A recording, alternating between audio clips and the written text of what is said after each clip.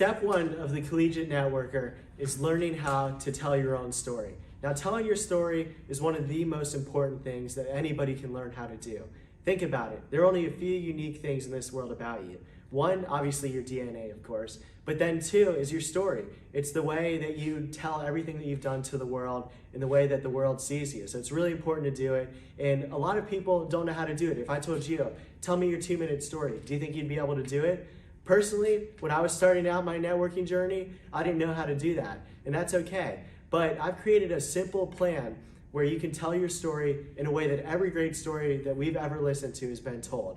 Interestingly enough, all the great stories that we hear, whether it's Oscar movies, whether it's Star Wars, or literature, or great books that you love, they all follow the same storyline. So we're gonna get into that and teach you how to do that and create your own story based on that storyboard. So let's get into it.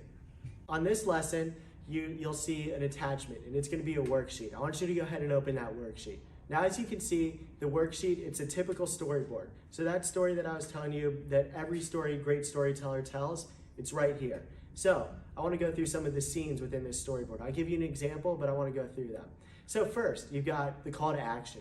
Everybody has a call to action in their life, whether it's been a moment that you really found yourself, or it could be just as simple as wanting to join a football team or whatever sport you play, or wanting to do better in school, or wanting to go out and get involved in your community through service projects.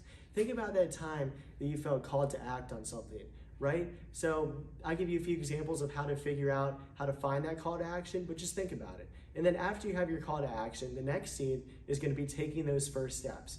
Now, taking the first steps is crucial to telling your story, because even though you have a call to action, many people don't ever act on that. Many people have great ideas, but they never go out on it. So you've got to think about when you actually went out and took that first step, whether it was joining the team and practicing for the first time, or whether it was spending all night studying for the next test because you wanted to become a better student.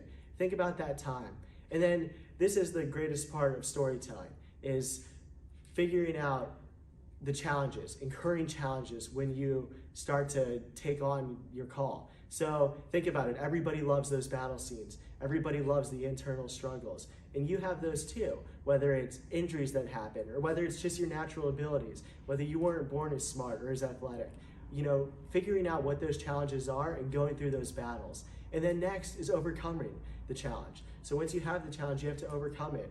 So overcoming the challenge could mean, training harder, studying more because of your natural abilities in lacking. Whether it's, think about it, the times that you've had to overcome your challenges, you want to be able to tell that in your storyboard.